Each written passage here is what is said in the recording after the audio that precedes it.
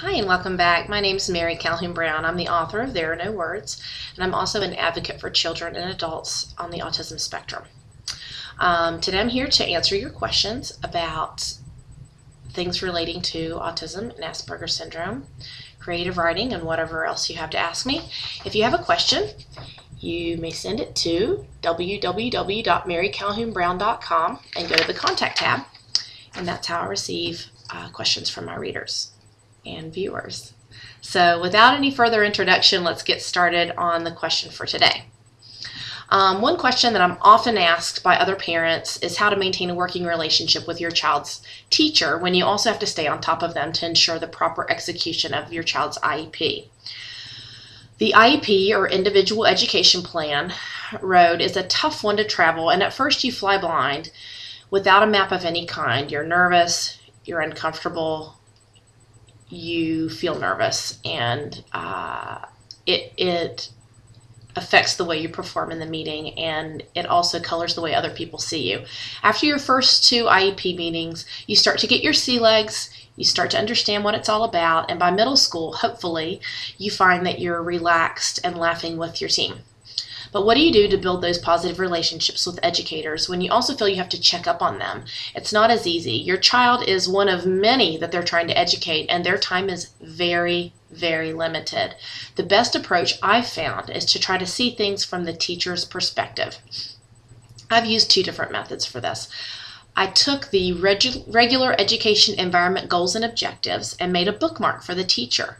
I took a photo of my son, especially at the beginning of the year. They don't know who he is. And below the photo, I listed his regular education environment modifications. Then I laminated onto brightly colored construction paper. This way, the teacher has a bright and colorful reminder right in her desk drawer of what his IEP goals are. Realistically, how often do you think that they take out that IEP file and read it? It's just not realistic to think that they do it on any kind of a regular basis. They just don't have time. So let's make it easier for them. The teachers really seem to appreciate this gesture. Another thing on the bookmark, I put my contact information on the bottom so that they can reach me if there are any questions or concerns. The bookmarks followed my son through elementary school, middle school, and now high school.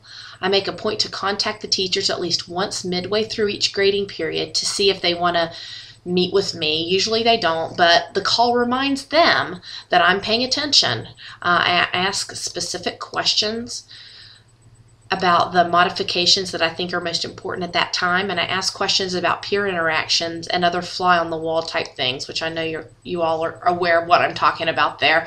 You know, well, what's it like to be in the classroom with this child? How does he interact with his peers? The other method I use is I send in good teacher gifts.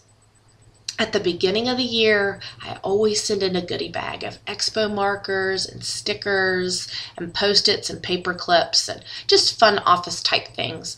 At Christmas time, I try to send in a Starbucks card or something warm, or Borders card or Barnes & Noble, something like that. And at the end of the year, at IEP time, I usually find something else to give. Last year, I gave perennials with a little watering can and a trowel with a note that said, I hope they would think of my son every year when the flower blooms.